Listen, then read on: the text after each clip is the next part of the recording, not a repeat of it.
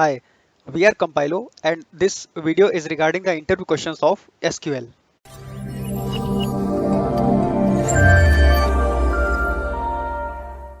What is the difference between CTEs and views? There are assorted difference between CTE, that is common table expressions, and views. Like CTEs can't be indexed, but we can index views, which later become indexed views or materialized views. Also, CTEs can be used for recursive operations, but we cannot use views for such operations. Moreover, CTEs exist in memory only while the query is running. After the query is run, the CTE is discarded.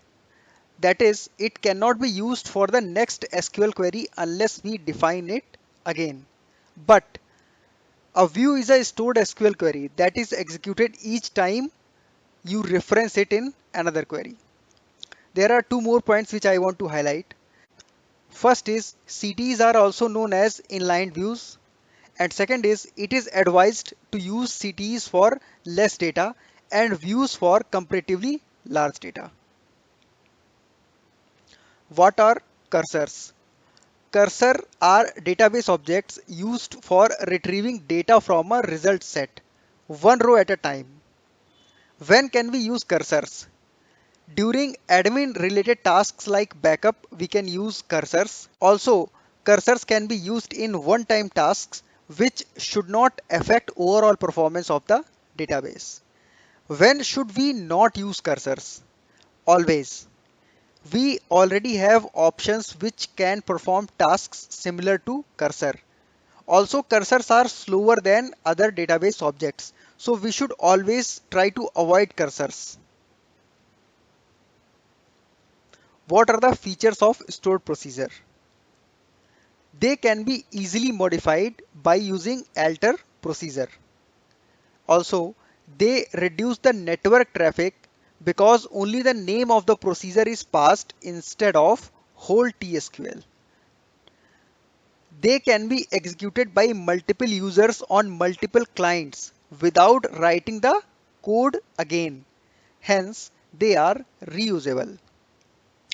They enhance the performance because at their first run, they create a plan and stores in a buffer pool to reuse this plan when we execute the procedure again.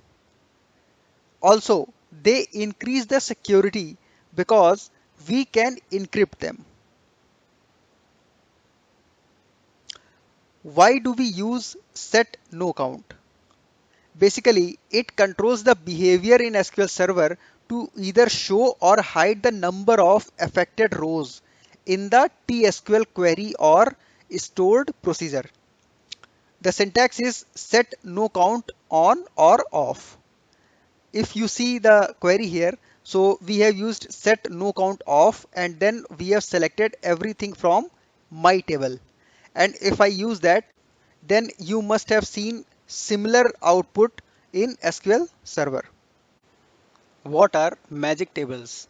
Magic tables in SQL Server are the virtual tables which hold the temporal information of recently inserted and deleted data.